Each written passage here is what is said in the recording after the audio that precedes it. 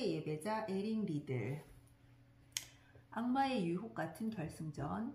1924년 제8회 파리 올림픽을 석 달 앞둔 어느 날이었습니다.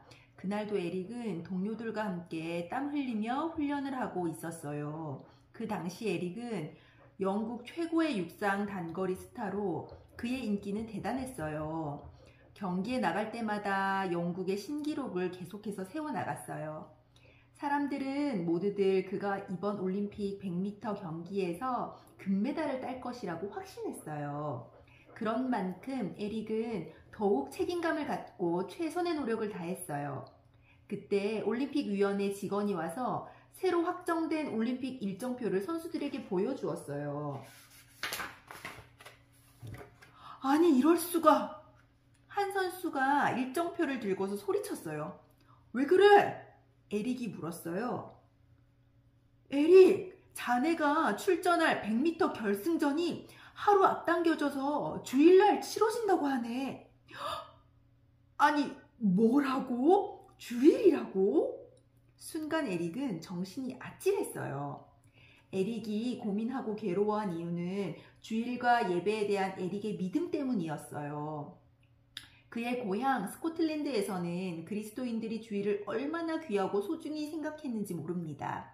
그래서 그들은 주일에 아무 일도 하지 않았어요. 오락이나 운동도 금했으며 상점들도 문을 닫았어요. 주일은 예배와 말씀을 듣고 하나님과 가까워지고 하나님의 약속으로 힘을 얻는 날이거든요. 에릭도 어려서부터 예수님을 자신의 구주로 영접한 이후 무슨 일을 하든 심지어 그가 좋아하는 육상 경기에 열중하고 있을 때조차도 우선순위는 언제나 주님이었어요. 그런 에릭이기에 주일에 경기에 참가한다는 것은 상상조차 할 수 없는 일이었지요. 하지만 바로 이 순간을 위해 몇 년간 땀 흘렸던 것을 생각하면 너무도 갈등이 심해졌어요. 결국 에릭은 조용한 장소를 찾아서 기도하며 말씀을 묵상하고 또 묵상했어요. 기도를 마치고 일어서는 에릭의 얼굴에는 굳은 결심이 보였습니다. 어떤 결정을 내렸을까요? 나의 결정으로 사람들이 상처를 받겠지만 그래도 주일은 주일이야.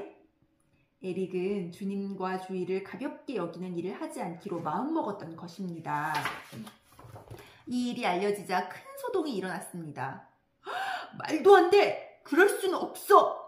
영국 대표팀의 총감독이 소리를 질렀어요. 하지만 에릭은 차분한 목소리로 대답했습니다. 주일에는 달릴 수 없습니다. 영국 올림픽 위원들도 몹시 화를 냈습니다. 당신은 이 나라를 욕되게 할 참이요? 지금 당신의 행동은 조국을 배신하는 일이요. 그가 출전할 수 없다는 소식은 영국의 모든 신문의 일면을 장식했습니다. 신문들은 올림픽 위원들의 비난을 그대로 실었습니다. 에릭의 친구들 가운데 몇 명은 그를 변호하고자 애썼으나 소용이 없었습니다. 이제까지 육상의 영웅으로 칭송받던 에릭은 한순간에 천덕꾸러기 신세가 되고 말았습니다. 영국 올림픽 위원회가 계속 비난과 설득을 하고 있을 때 린지라는 같은 팀 선수가 에릭을 찾아왔어요. 그는 경기 일정이 빼곡히 적혀있는 일정표를 내밀며 말했어요. 에릭, 주일이 아니라면 뛸 수 있지요? 네? 에릭은 무슨 말인지 궁금했어요.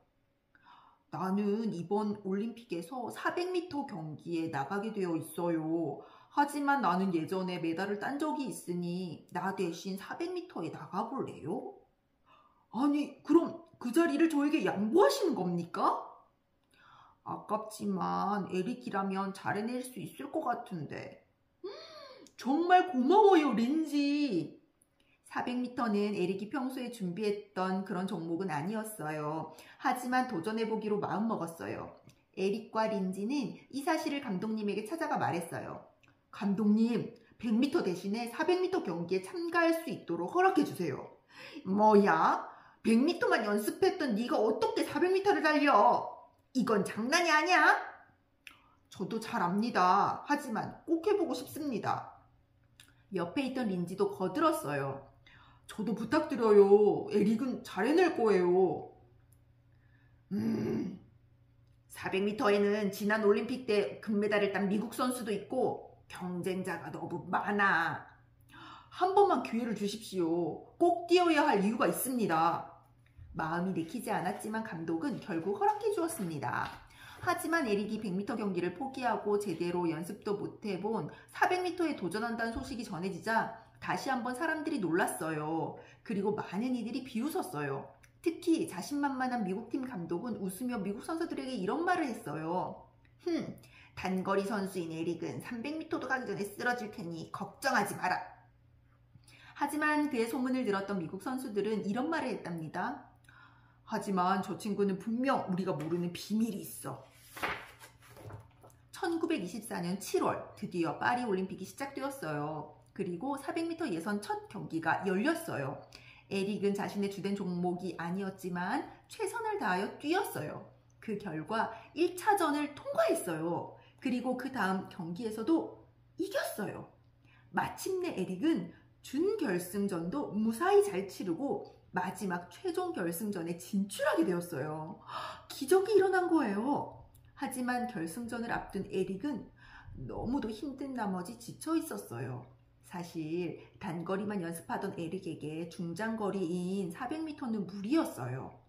그때 그의 팀 마사지 담당자가 에릭에게 찾아와 슬쩍 종이 쪽지를 건네주고 갔어요. 그 쪽지에는 이런 말이 적혀 있었어요. 에릭, 하나님께서는 나를 존중히 여기는 자를 내가 존중히 여길 것이라 말씀하셨네. 최선을 다하길 바라네. 순간 에릭은 자신도 모를 힘이 솟아나옴을 느꼈어요. 에릭은 그 말씀을 붙잡고 결승전을 향해 걸어나갔어요. 경기에 출전한 선수들이 출발선의 자리를 잡았습니다. 에릭이 달릴 코스는 제일 불리한 바깥쪽이었어요. 하지만 파리의 여름 날씨는 참기 어려울 정도로 무더웠어요. 하지만 에릭은 하나님의 이름만을 붙잡으며 출발 신호를 기다렸어요. 탕! 드디어 출발 신호가 모든 사람들의 귓전을 울렸습니다. 에릭은 팔을 심하게 흔들며 마치 100m만 뛸 사람처럼 무섭게 달려나갔어요. 머리를 뒤로 젖힌 채 있는 힘을 다해 달리는 그의 모습을 보고 사람들은 걱정하기 시작했습니다. 오, 저렇게 달리다가 심장이 터져서 죽을지도 몰라. 얼굴을 뒤로 젖히고 달리는 게 마치 하나님을 쳐다보면서 달리는 것 같구만. 그러나 에릭은 사람들의 우려와 비웃음을 뒤로하고 끝까지 그런 모습으로 달렸어요. 결승점이 50m가 남아있을 때 그는 가장 앞서서 달렸고 마침내 금메달을 획득했어요. 더욱 놀라운 것은 그동안의 400m 기록을 깨트리고 세계 신기록을 세웠다는 점이에요. 정말 아무도 예상치 못한 기적이었어요. 기자들이 우승 소감을 묻자 그는 이렇게 대답했습니다. 처음 200m를 뛸 때는 내가 뛰었습니다. 그러나 나머지 200m는 하나님이 친히 뛰어주셨습니다. 결국 에릭을 비난하고 염려하던 모든 영국인들은 에릭의 용기와 견고한 신앙에 박수를 보냈답니다. 하나님은 금메달을 포기하면서까지 주의를 지켜서 예수님의 이름을 높인 에릭을 모든 사람 앞에서 높여주신 것이랍니다. 그가 붙잡고 뛰었던 말씀대로 말이죠. 에릭은 400m 뿐만 아니라 며칠 후 벌어진 200m 결승에서도 동메달을 획득했어요. 정말 전세계 육상계의 스타가 되었어요. 하지만 에릭에게 중요한 것은 올림픽 금메달리스트라는 명예가 아니었어요. 운동 경기가 있을 때마다 자신의 팬들에게 복음을 전하던 그는 올림픽이 끝난 직후인 1925년 모든 명성을 뒤로한 채 선교사가 되어 중국으로 향했어요. 중국 선교사의 아들로 태어나 어린 시절을 중국에서 보냈던 에릭은 자신도 아버지처럼 중국에서 복음을 전하겠다고 오래전부터 하나님께 약속했거든요. 화려한 명성보다 중국의 농부 한 사람을 구원하는 것이 더욱 값진 것이라 믿었기 때문이에요. 하지만 그때는 중국 전 지역이 전쟁으로 시달리던 매우 위험한 시기였어요. 갈수록 전쟁이 심해지자 영국 정부는 선교사를 비롯한 모든 영국인에게 중국을 떠날 것을 명령했어요. 하지만 에릭은 그 명령을 거부한 채 계속해서 선교활동을 펼쳤어요. 에릭은 12년간 텐진의 중령학교에서 과학과 영어를 가르치며 중국인들에게 복음을 전했어요. 그곳에서 수많은 학생들이 그가 전한 말씀을 듣고 세례를 받고 구원을 얻었어요. 그 후에 산둥반도의 곳곳을 다니며 농촌 지역 전도를 했어요. 그러다가 그만 중국을 침범한 일본군에게 잡혀서 수용소로 끌려갔어요. 그곳에서도 여전히 다른 사람들에게 복음을 전하며 진심으로 도왔어요. 수용소 안에서조차 웃음을 잃지 않고 언제나 따뜻한 사랑으로 아이들을 가르친 그의 활동은 수용소 생존자들의 증언에 의해 지금도 전해지고 있답니다. 하나님을 확신하며 복음을 위해 살던 에릭은 병을 얻어 1945년 해방을 앞두고 수용소에서 눈을 감았어요.